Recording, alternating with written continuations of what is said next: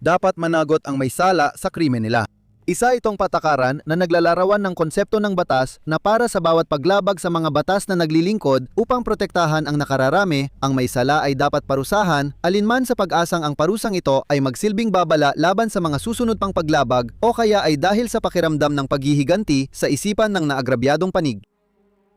Ang ikalawang digmaang pandaigdig ay puno ng krimen, mula sa karaniwang mga krimen laban sa individual hanggang sa mga krimen laban sa malalaking grupo na halos hindi maatim isipin dahil sa lawak ng karumal-dumal na pinsalang idinulot noon.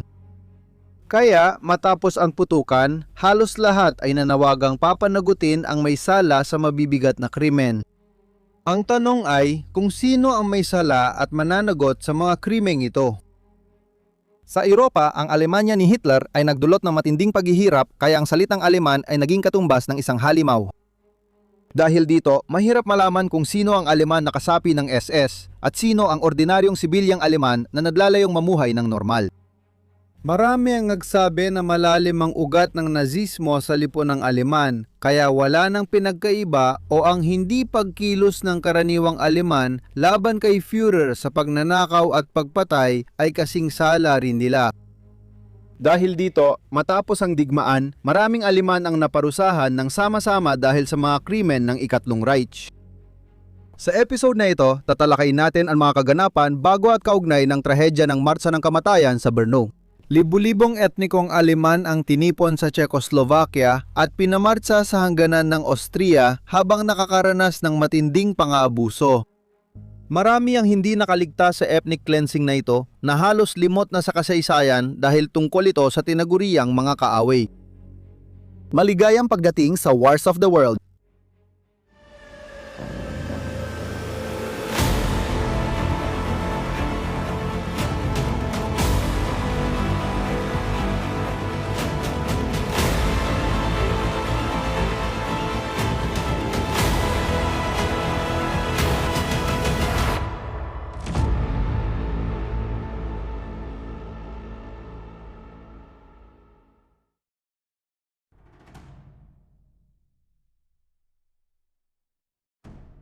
Nobyembre 1918 matapos ang tigil putukan sa Europa, milyon-milyon sa mga bansang kanduranin gaya ng Britanya at Pransya ang natuwa at nakahinga ng maluwag dahil tapos na ang dakilang digmaan. Tinanggal ng Alemanya ang Kaiser at handa nang tanggapin ang mga kondisyon ng kapayapaan sa ilalim ng kasunduan sa Versailles. Habang nakakawatak-watak ang dati makapangyarihang kaalyado ng Alemanya na Imperyong Austro-Hungarian sa mga dating sakop nito sa gitna at silangang Europa. Ang bagong mapa ng Europa na lumilitaw matapos ang pagbagsak na ito ay halos hindi na makilala kumpara sa dating umiiral bago ang 1914. May bagong hangganan na nagdulot ng muling pamamahagi ng teritoryo sa pagitan ng mga bansa at pagbuo ng mga bagong bansa tulad ng Czechoslovakia. Matapos makalaya sa pamumuno ng Vienna, itinatag ang pansamantalang pamahalaan at si Tomas Masaryk ay hinirang ng mga kapangyarihang alyado bilang pangulo. Noong Nobyembre 14, 1918 siya ay formal na nahalal bilang unang pangulo ng Czechoslovakia. Gayunpaman, natuklasan ni Masaryk na hindi nagkakaisa ang mamamayan na sabik sa bagong kalayaan. Pagkatapos ng digmaan, maraming etnikong Aleman sa loob ng kanyang hangganan ang patuloy na nagpakilalang Aleman at isinabuhay ang kanilang wika at kaugalian. Sumabay sa nasyonalismong Czechoslovak, agad niyang tinuligsa ang mga nagsasalita ng Aleman, Austriano at Hungarian bilang kolonisador at hindi tunay na mamamayan, mahigit isang buwan matapos mahalal. Sinimulan niyang higpitan ang kanilang impluensya at kapangyarihan.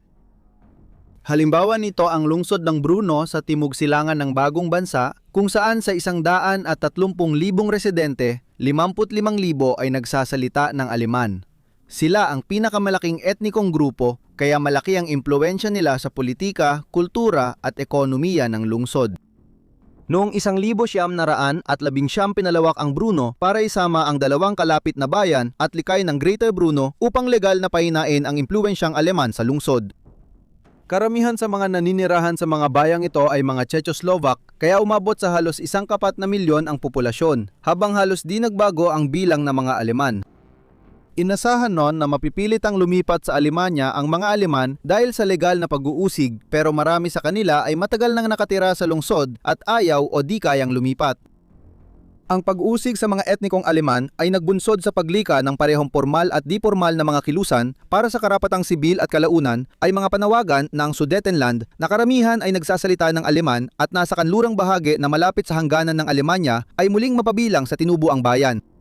Sinuportahan ito ng mga Aleman sa magkabilang hangganan ngunit hindi tinanggap ng pamahalaan sa Prague. Dahil ang Alemanya ay pinipigilan ng kasunduan sa Versailles, nahanap ng pamahalaan ng Czechoslovakia ang kapanatagan sa katotohanan ng kaya nilang tapatan ang anumang ambisyong militar na maaring mayroon ng Berlin. Nagbago ang lahat ng maluklok sa kapangyarihan sina Adolf Hitler at ang Partido Nazi noong 1933. Hindi nakontento si Hitler na pamunuan lang ang mga Aleman sa sarili nilang bayan, idineklara rin niyang tagapagpalaya siya ng lahat ng etnikong Aleman na napilitang mamuhay sa ilalim ng watawat ng mga dayuhang bansa matapos ang 1918 kabilang ang Sudetenland. Ang kanyang programang pagpapalakas ng sandatahang lakas ay nagdulot ng tunay na banta militar sa hangganan ng Czechoslovakia. Pagkatapos ng Anschluss sa Austria noong Marso 13, 1938 tinutukan ni Hitler ang Czechoslovakia at nagpadala ng tropa sa hangganan na nagdulot ng pandaigdigang krisis. Ang pamahalaan ng Czechoslovakia sa ilalim ni Pangulong Edvard Benes ay umasa sa tulong ng Britain at France, ngunit naramdaman nilang pinagtaksilan sila dahil hindi sila isinama sa mga negosasyon. Nagulat si Benes nang pilitin siya ng mga kaalyado, kaaway at kapitbahay na tanggapin ang mga hiling ni Hitler at agad na inaneksa ang Sudetenland. Sa mga lungsod tulad ng Brno sa silangan, agad naging target ng galit at pagkadismaya ng mga taga-Czechoslovakia ang populasyong Aleman na nauwi sa kaguluhan at pananakit. Kaya nung sinalakay ni Hitler ang natitirang Czechoslovakia noong Mayo 1939 marami sa 52,000 Aleman sa lungsod ang sumalubong sa kanila bilang tagapagpalaya, pumila sa mga kalye at nagbigay ng Nazi salute habang sinakop ang mga opisina ng gobyerno at ari-arian. Hindi kasama ang 12,000 Aleman na may pananampalatayang Hudyo na naging target mula sa lahat ng panig. Mabilis dumating ang pananakop ng mga Aleman sa Brno at magdamag nagbago ang buhay ng mga tao anuman ang pinagmulan nila. Isinara ang mga universidad sa buong Czechoslovakia at sa Brno, ang Faculty of Law ng lungsod ay ginamit sa mas masamang layunin bilang punong tanggapan ng lokal na Gestapo. Ang gusaling ito ay mabilis na kinatakutan ng mga tao sa lugar at kalaunan pati na rin ng mga bihag ng mga alyado na nahuli nila, kadalasan ay mga piloto ng mga alyado. Ang pagpapahirap at pagbitay ay hindi lang karaniwan, kundi ginagawa pang lantaran upang takutin ang sinumang magtatangkang lumaban sa pamumuno ng Nazi. Ang 22,000 guro at kawani ng universidad noong 1939 ay hindi lang nawalan ng trabaho, kundi sumailalim din sa mahigpit na investigasyon, lalo na ang mga edukadong Hudyo na tinugis ng walang awa. Hindi bababa sa 25% ng mga kawani sa Agham, kasama pamilya, ay naaresto at ipinatapon sa Austria at kampong konsentrasyon ng Mauthausen bago maging biktima ng pinal na solusyon. Habang nagpapatuloy ang digmaan, naging mahalagang bahagi ng industriyal na makinang pamuksa ng Alemanya ang Brno sa silangang Europa. Sa pagitan ng 1941 at 1942, mahigit 10,000 Hudyo ang sapilitang inilipat mula sa lungsod sakay ng mga tren ng Holocaust ng Aleman patungo sa ghetto ng Theresienstadt sa bayang kuta ng Terezin, kung saan sila ay naghintay ng karagdagang paglilipat patungo sa mga kampong pagpuksa. Ang mga kondisyon sa Theresienstadt ay sinadyang ginawa para mabilis kumalat ang sakit at mamatay ang mas maraming tao upang mapadali ang trabaho ng mga Aleman sa logistik. 10% ng inilipat mula Brno ay namatay bago makarating sa mga kampong pagpuksa. Pagkatapos ng sapilitang paglilipat, bumalik sa lungsod noong 1943 ang mga opisyal na Aleman, mga kolaborador at anti-Semite na Czechoslovakian at nagsimulang hulihin ang mga taong may halo ang lahi ayon sa ideolohiya ng mga Nazi. Kahit sino na may kahit kaunting bakas ng dugong Hudyo o Romani. Parang kulang pa ang pagdurusa sa ilalim ng pananakop ng mga Nazi. Noong 1944, naging target ng pambobomba ng alyado ang lungsod, partikular ang mga pabrika ng armas at makina ng eroplano. Ginamit muli ito para suportahan ang digmaan ng mga Aleman at ang istasyon ng tren para gambalain ang kanilang transportasyon sa silangan. Noong Nobyembre 20, 1,944 lamang, 474 na US bombers ang nagulog ng mahigit 2,500 bomba sa lungsod. Masama ang kondisyon ng panahon at marami sa mga bomba ang hindi tumama sa kanilang mga target, kaya 578 katawang namatay at mahigit 6,000 ang nawala ng tirahan. Nakakalungkot para sa mga tagalungsod dahil hindi Brno ang orihinal na target noon. Dapat sa Poland, pero dahil sa masamang panahon, inilipat sa lungsod ng Czechoslovakia. Humingi ng paumanhin ang Estados Unidos matapos ang pag-atake, ngunit ilang ulit pang binumba ang lungsod bilang suporta sa hukbong Sobyet na kalaunan ay nagsimulang walang habas na bombahin ang mga mamamayan nito gamit ang sarili nilang hukbong panghimpapawid at kalaunan ang kanilang artilyerya. Ang mga polyetong propaganda kasabay ng pag-atake ay nagsabing ang mga Aleman ang dahilan kaya napunta sa kanilang lungsod ang mga bomber.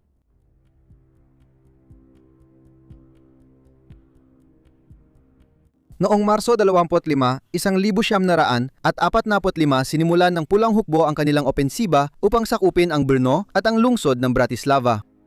Bahagi ito ng mas malaking opensiba sa silangang harapan kung saan sumulong ang Pulang Hukbo patungo sa kanlurang Czechoslovakia at Vienna, Austria. Isasagawa ito ng ikalawang Ukrainyanong prente ng Unyong Sobyet at ng unang at ikaapat na hukbo ng Romania. Kaalyado ng Alemanya ang Romanya laban sa Unyong Sobyet, ngunit noong Agosto 1944 lumipat sila ng panig at nagdeklara ng digmaan laban sa Ikatlong Reich nang pumasok ang mga tropang Sobyet sa Romania. Pagkatapos bumagsak ang Vienna noong Abril 15, 1945 inilipat ang mga tangke ng Sobyet mula ika-6 na hukbong tangke ng Gwardiya para suportahan ang paglusob sa Brno.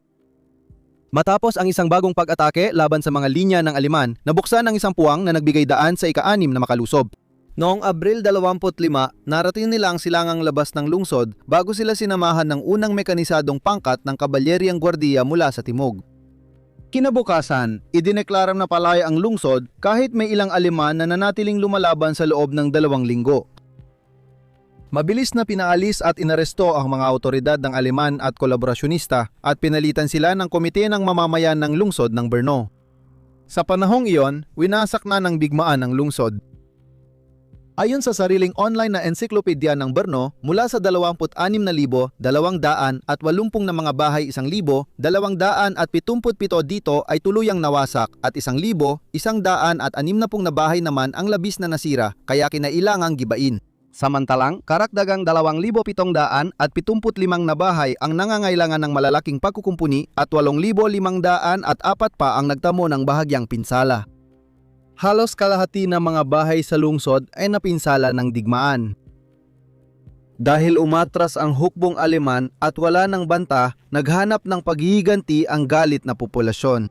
Hindi lang ito para sa pinsala sa tahanan, kundi para sa mga taon ng takot sa pag-uusig, pag-aresto, pagpapahirap, pagkawala ng ari-arian tuwing may paghahalughog at tuluyang pagkawala ng mga mahal sa buhay at kaibigan. At syempre, marami pa rin sa lungsod ang gumagamit ng wika ng kanilang dating mananakop. Maraming Aleman ang lumikas bago dumating ang Red Army dahil sa takot sa paghihiganti ng mga Sobyet na hinikayat pa ng kanilang mga opisyal imbes na parusahan sa karahasan laban sa mga sibilyang Aleman. Gayunpaman, may tinatayang 20,000 katao pa rin ang nanatili nang pumasok ang ika-6 na hukbong tangke ng gwardya sa sentro ng lungsod. Tandaan na karamihan sa mga natira ay babae, bata at matatanda dahil ang karamihan sa malalakas na kabataang lalaki ay na-recruit na ng Wehrmacht para kay Hitler. Ginaya ang pagtrato sa mga Hudyo sa Nazi occupation. Pinasuot ng puting armband ang mga etnikong Aleman para makilala at agad dilimitahan ang kanilang negosyo. Maraming pamilyang Czechoslovakian ang umukupa sa maraming bahay dahil nasira o nawasat ang kanilang tirahan. Mabilis na dinakip ng bagong autoridad ng lungsod ang maraming Aleman mula sa populasyon at napagpasyahang ito ay magiging angkop na parusa para sa mga na-intern sa Koenig College kung saan libu-libong Czechoslovakian ang na-intern ng Gestapo sa nakaraang 6 na taon. Isa sa unang gaway nila sa kolehiyo ay ang maghukay ng mga bangkay ng biktima ng Gestapo na inilibing sa bakuran ng kolehiyo. Ito ay napakahirap at nakakatraumang trabaho, ngunit kakaunti lang ang simpatya na natanggap nila mula sa kanilang mga gwardya na determinado talagang parusahan ang kahit sino para lang makaganti sa kanilang mga naranasan. Upang idiin na sa mata ng mga bumihag sa kanila, sila'y kasing sala ng mga tauhan ni Hitler. Maraming sibilyang Aleman ang inatasang magtayo ng bitayan sa kolehiyo at mula Mayo hanggang Hunyo, 1,945 halos 300 Aleman ang binitay dahil sa iba't ibang krimen, kadalasan batay lang sa sabi-sabi ng iba. Kasabay nito, kinailangan ding marinig ng mga bilanggo ang sigaw ng mga galit na tao na nagtipon sa labas, na nagbabalak na linsahin ang mas marami sa kanila hanggat maaari. Minsan, halos mawalan ng kontrol ang sitwasyon. Ang tanong tungkol sa lokal na populasyon ng mga Aleman ay hindi lang kay Brno umiikot, kundi naging paksa rin ng pambansang diskusyon.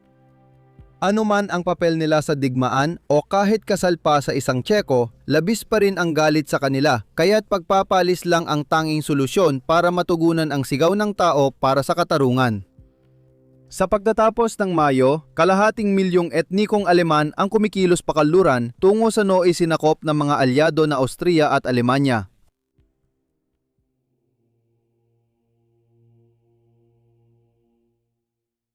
Noong Mayo 29, 1945 nagsimula ang mga otoridad sa Brno na maglista ng mga taong kailangang agad paalisin.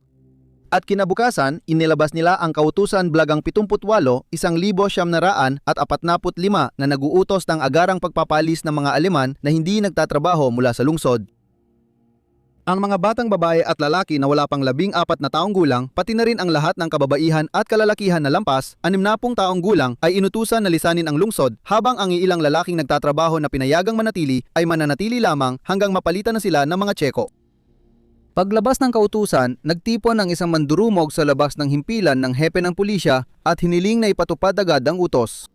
Karamihan sa mga lalaki ay manggagawa sa pabrika ng armas na napilitang gumawa ng sandata para sa kalaban at naranasan ang pagkamatay ng kasamahan at pagkasira ng tahanan dahil sa mga pambobomba ng mga alyado at artilyera ng Soviet na isinisi nila sa mga Aleman. Sinabi ng hepe ng pulisya na handa siyang ipatupad ang utos, ngunit nagalala dahil kulang siya sa tauhan para samahan ang mga Aleman patimog hanggang sa hangganan ng Austria. Nagboluntaryo ang mga manggagawa ng pabrika at ilang dating bilanggo mula sa mga napalayang kampong konsentrasyon para tulungan siya sa tungkulin. Dahil may pamalo, kutsilyo at baril, hindi natanggihan ng hepe ng pulisya ang alok nila kahit gusto niya. Ayon sa ulat ng pulisya, 18,072 Aleman ang inutusan na sila ay ihahatid patungo sa hangganan at sa isang kampo sa Austria. Ngunit habang inaayos na ang mga tao sa mga hanay upang simulan ang sapilitang paglilipat, ipinaalam sa mga otoridad ng lungsod na tatanggapin lamang ng pamahalaan ng Austria pagkatapos ng digmaan ang mga makakapagpatunay na may lahing Austrian sila. Gayunpaman, kinailangang ituloy ang pagpapaalis dahil sa tinding galit laban sa mga residente ng lungsod na maaaring magdulot ng karahasan kung naantala. Kaya, pasado 10:00 ng gabi, inihatid ang mga unang grupo palabas ng lungsod sa gitna ng gabi. Kasama sa kanila noong gabing yon ang natatanging kaso ng 24 na taong gulang na si Marie Ranson-Hoforova. Hindi Aleman si Marie, ipinanganak siya sa Brno sa amang Czech at inang Hungarian. Namatay ang kanyang ama nung siya ay bata pa at makalipas ang kaunting panahon, umalis ang kanyang ina papuntang Hungary kaya't naulila siya. Dahil sa madalas na paglipat noon kabataan, sandali siyang nanirahan sa Alemanya bago ang digmaan, natutuhan ang wika at bumalik upang manirahan sa labas ng lungsod bago ang pananakop ni Hitler noong 1939. Noong digmaan, nanganak siya ng anak na lalaki at may tsismis na SS opisyal ang ama nito. Habang nagsisimula ang martsa, milapitan siya ng lalaking may gusto sa kanya, pero tinanggihan niya ito. Ayon sa kanyang naalala at ikinuwento niya, isang araw lumapit siya sa akin at sinabi niyang nagkaanak ako sa isang opisyal ng SS at kailangan kong sumama sa martsa. Pero kung sasama raw ako at maninirahan kasama siya, magbubulag-bulagan na lang siya. Sinabi ko sa kanya na pwede siyang hindi magbulag-bulagan at mas pipiliin ko pa ring umalis. Noong Mayo 31 ng tanghali, dumating siya para sunduin ako na may machine gun. Naglakad ako sa unahan niya, tinutulak ang kariton na may sanggol at sumunod siya habang sumama ako sa martsa sa kalsada. Nagpaputok siya ng baril, minura ko siya. Sabi ko, sana mamatay siya sa isang kanal. Doon kami naghiwalay, wakas ng sipi. Kasama ng libu-libong babae, bata at matatanda, agad naglakbay patimog si Marie at ang anak niyang lalaki. Mga 31 milya ang layo papunta sa hangganan at mabagal at mahirap ang paglalakbay, lalo nga para sa mga ina tulad ni Marie na may maliliit na anak na kadalasan ay kinakailangan nilang buhatin. Marami sa mga naglalakad ay sinubukang magdala ng mga pamana ng pamilya o iba pang mahahalagang bagay para sa kanilang bagong buhay sa kabila ng hangganan. Ngunit iniwan din nila ang mga ito nang mapansin nilang bumabagal ang kanilang pag-usad, isang bagay na palaging nakakaakit ng hindi kanais-nais na atensyon mula sa kanilang mga bantay. Ang mga bantay ay nandoon lang upang siguraduhin na manatili sila sa daan at hindi maglaho sa kabukiran, at madalas nilang saktan o nakawan ang mga pinaalis na mamamayan. Tulad ng napansin ni Marie, may pagkakaiba sa dalawang grupong kusang tumulong sa paglilipat. Sabi niya tungkol sa kanila, mga kabataang lalaki mula sa pabrika ng armas ng Zbroviaca, bastos at magaspang sila. Pero may mga bumalik din mula sa Nazi concentration camp na ayos naman. Maayos ang mga bahagi ng martsa na sila ang namahala, walang pagmumura, pananakit o paghila ng hikaw sa mga babae. Ang mga lalaki ng Zbroviaca ay masasama, lasing at parang mga armadong tulisan. May nakita akong babaeng may kargang umiyak na sanggol, sinigawan siya ng gwardiya para patahimikin ang bata. Hindi pa rin tumigil ang sanggol, kaya itinapon niya ito sa bukid. Sa tingin ko, pinatay niya ang sanggol. Nakita ko rin ang isang matandang lalaki na umupo sa gilid ng kalsada dahil hindi na raw siya makalakad. Nilapitan ko siya para tulungan, pero nang hawakan ko ang kamay niya, patay na pala siya. Wakas ng sipi. Hindi kayang tapusin ang biyahe ng tuloy-tuloy, kaya nag-organisa ng pahingahan sa Pohoralica, dating kampo ng bilangguan ng mga Nazi. Para sa kaligtasan, sina Marie at anak niya, kasama ang ibang babae at bata, ay pinasok sa kamalig at ikinandado para hindi makatakas. Ang mga ina ay naghanap ng mapupwestuhan para sa gabi, masaya na, kahit papaano ay makakapagpahinga sila ng kaunti at mapakain ang kanilang mga anak. Hindi nila alam na lalala pa ang sitwasyon nila na marinig ang ugong ng dalawang truck na huminto sa labas at tunog ng mga lalaking bumaba. Ito ay mga sundalong Romanian at iisa lang ang nasa isip nila. Ayon kay Marie, pinasok nila kami at sinimulan nilang gahasain ang mga babae. May putukan, napakasama ng nangyari. Walang nag-uusap tungkol doon, mas grabe pa yon kaysa sa martsa. Doon, binugbog ang mga tao, sa pilitang kinuha ang kanilang hikaw at singsing. May namatay. Pero sa kampo, para itong katayan. Wakas ng sipi. Dahil sa matinding pagod o karahasan ng gabi, natuklasan ng mga gwardiya kinabukasan na marami sa pinaalis ay hindi na makalakad. Ang mga nasa magandang kalagayan ay pinahiwalay at pinatuloy sa hangganan, habang ang iba ay pinanatili sa kampo hanggang may desisyon para sa kanila. Malakas si Marie, kaya natuwa siyang makaalis sa Pohorolica, lalo na nang makita ang mga bangkay na isinakay sa truck para ilibing sa mga maramihang libingan, mga biktima ng pang-aabuso. Si Marie, anak niya, at halos 10,000 iba pa ay nagtungo sa bayang hangganan ng Mykolaiv. Ngunit nananatili pa rin ang tanong kung papayagan ba siya at ang iba pang tulad niya na makapasok sa Austria dahil patuloy pang nag-uusap ang mga pamahalaan ng Austria at Czechoslovakia tungkol sa usaping ito. Samantala, si Marie na hindi pa rin sumusuko ay nagpasyang tama na, kaya sa isang sangandaan malapit sa Mykolaiv, tumakbo siya at ang kanyang anak nang makita ang pagkakataon. Ang pagtakas niya ay nagbigay lakas ng loob sa iba at matagumpay niyang nalampasan ang mga bantay sa gitna ng kaguluhan. Nagpunta siya sa Mykolaiv, nakahanap ng tulong at nagdesisyong manirahan doon.